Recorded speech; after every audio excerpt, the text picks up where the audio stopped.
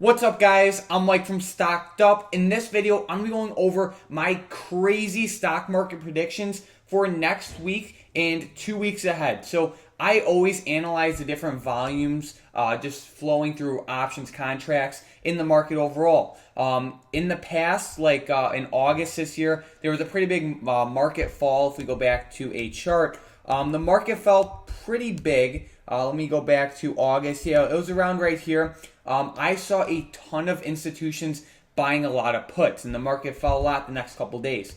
Right now, I'm seeing more put volume than I've ever seen before, and I think the stock market can fall up to 10% next week. Now, I'm going to show you why I think this. So the first reason is obviously the jobs report is higher than it's ever been. It's at 3 million people are unemployed. You know, that's bad news, of course, and I think we're going to see a delayed reaction towards that. And that's just one thing out of the many things that can make the market fall. The next thing, United and other airlines are saying that the aid that the stimulus package that is giving them isn't going to be enough. So that's the second reason.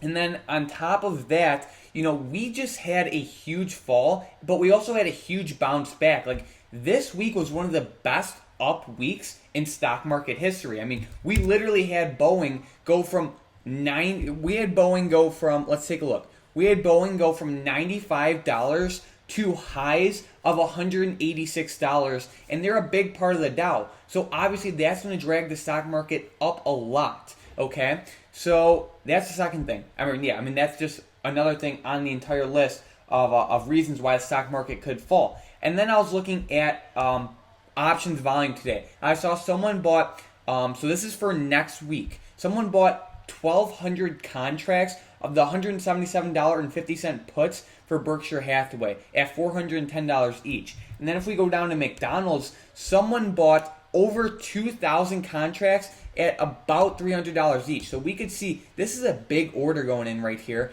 and the market had a pretty bad fall closer to close. The market was overall it was down, but it was having a nice run up in the middle of the day, but then it just got killed later in the day.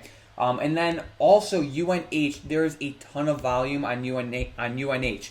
Someone bought over 2,000 contracts of the 200 strike puts that expire this week, April 3rd.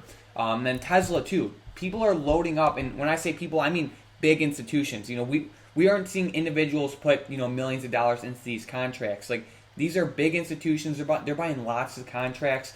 Tesla, we have the 310 puts. Over 1,000 contracts.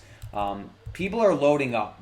So that's another reason. And then if we look at like the just the trend line, I mean, we're lining up perfectly for a descending trend. So we needed the bounce back that happened this week. I'm glad it happened. I bought Boeing at about $100 per share, and I was able to close out this week pretty good. But I think there's definitely a lot more room for the market to fall. I mean, Boeing is pretty much the reason, or Boeing had a lot to do with why the stock market was up this week. They went up 70 or 80% this week, and they're a part of the Dow.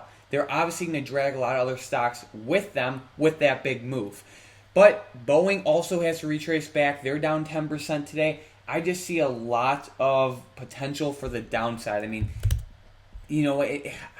to say like an exact amount where the stock market's going to fall, obviously that's impossible, but it's not unreasonable that we can test lows back that we saw on the 23rd. So like if we go to the Dow, the lowest lows was about 18,200. I don't think it's unreasonable that we might be able to test that next week. We had a huge bounce up. If people start and other companies start saying that this stimulus package isn't going to help them, then expect the market to fall. We have other economic data coming out. The jobless numbers aren't the only major factors to look at. There's manufacturing. Earnings are coming up too.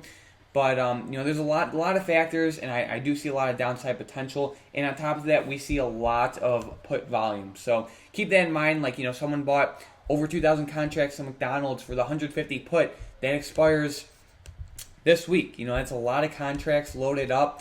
So, it plays a big deal. So McDonald's 150 put, I mean, that's $14 out of the money, but it's definitely not unreasonable. And you could see institutions, it'd be smart for them to buy right now because IV just ran up a ton. Like, for example, on McDonald's, fell down here, right here, and now would be a perfect time to load up if the market does continue to fall down. So I personally also have VIX contracts. I see a ton of potential in those.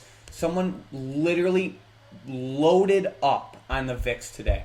So we could see people are buying 16,000 contracts, 30,000 contracts, 7,000 contracts. Like, if we go to the VIX 70 strike calls, if the market falls, VIX is going to skyrocket. Someone bought 30,000 contracts of this. That's insane. Like this is a 23,000 contract order filled right here at $147 each. And this is what expires next week. So, if I feel like the institutions know a lot more than us retail traders do, and they're loading up. So keep that in mind, whatever you think for the market this week. Let me know in the comments down below. But other than that, thanks for watching.